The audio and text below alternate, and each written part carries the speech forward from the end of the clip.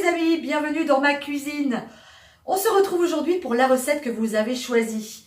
C'est le minestrone qui a gagné contre la soupe à l'oignon. C'est dommage parce que moi j'aurais bien aimé manger une soupe à l'oignon. Mais comme c'est vous qui choisissez, eh bien aujourd'hui on va se faire un minestrone. J'ai été chercher quelques légumes au potager. J'avais pas tout, donc on va faire un mélange de légumes du jardin, légumes achetés sur le marché. Et on va utiliser mes haricots tarbés, puisque je les ai. Vous pouvez prendre d'autres haricots, il n'y a aucun souci, haricots blancs secs. Et je vais vous montrer une méthode si vous n'avez pas pensé ou si vous n'avez pas eu le temps de faire tremper vos haricots une nuit, comme normalement on doit le faire lorsqu'ils sont secs. Il existe une façon de préparer des haricots quand même. Si un jour on se lève le matin en se disant « j'ai envie de haricots », eh ben on peut les faire, il n'y a pas de souci. Allez, je vous montre tout ça en vidéo, c'est parti!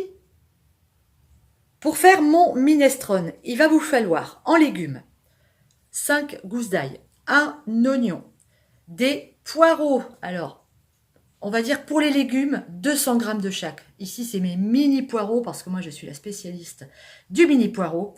Non, vous savez, mes poireaux n'ont pas poussé. Mais ça fait rien, je les utilise quand même. Ici, on a 200 g de haricots verts du jardin que j'avais congelé, un navet, des carottes, un chou qu'on va couper en lanières et qu'on va blanchir, des tomates du potager, il nous faut évidemment de l'excellente huile d'olive, du thym, du laurier, du basilic. Ici on a 150 g de pâtes, j'ai pris des petits macaronis et on va mettre 150 g de haricots tarbés dont on va s'occuper tout de suite. Voici ma petite astuce si vous n'avez pas pensé à faire tremper vos haricots toute la nuit.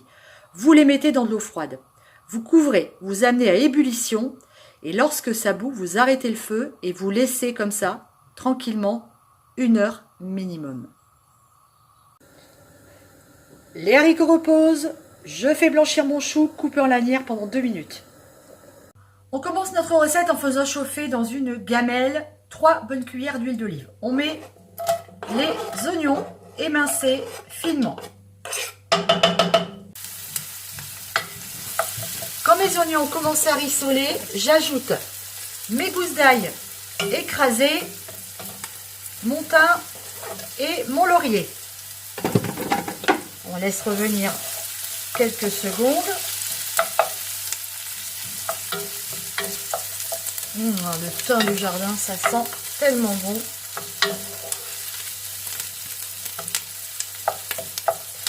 À ça, je vais ajouter mes haricots. Alors, je vous montre mes haricots avec la méthode de tout à l'heure. Regardez, ils sont magnifiques, ils restent jolis, ils restent fermes.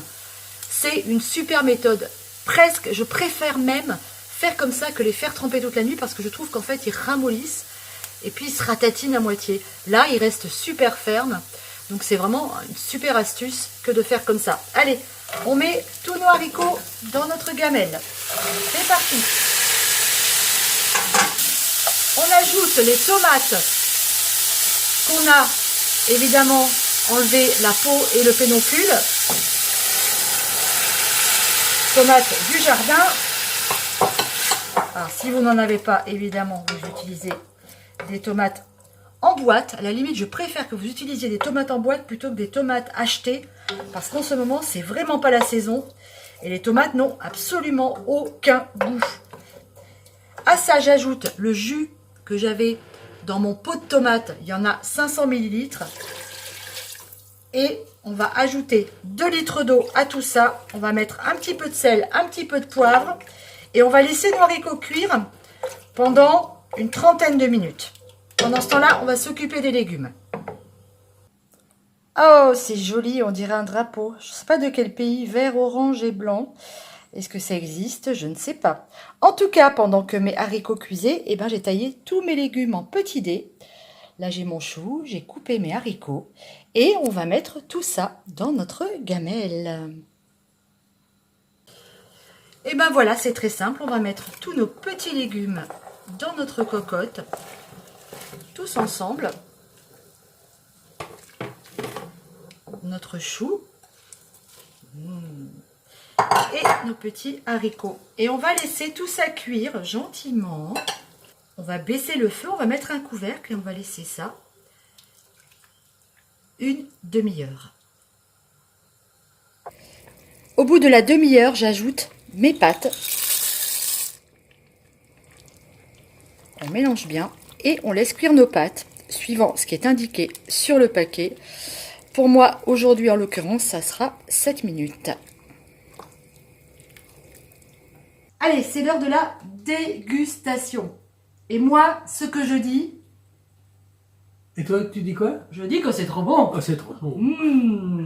On va se régaler. Alors, on n'a pas la même technique, hein? Ah non. Non, pas du tout. Moi, j'ai rajouté une petite sauce supplémentaire. T'es gourmand quand même. Oui, mais ça, c'est le côté que j'ai vécu beaucoup en Provence et que j'aime bien. La minestrone, on aime bien rajouter un peu de pesto dedans. Donc, mais c'est juste une question de goût. Je crois que tu avais fait la recette aussi déjà. Du pesto? Ouais. Oui, je l'ai celle-là. Donc vous la retrouverez, elle mettra un lien. Ouais. Mais la petite dose de pesto dedans avec le parmesan, c'est pas mal. Donc, on vous souhaite une bonne dégustation et nous, on vous laisse sur quelque chose de super. C'est trop bon. C'est trop bon. Mais attends, faut que je dise les repas pour la semaine prochaine. Ah oui, bah oui. Et moi, qu'est-ce que j'ai fait? Moi, j'ai juste mis du parmesan râpé et du basilic haché par-dessus. C'est délicieux. La semaine prochaine, je vous propose 2 plats.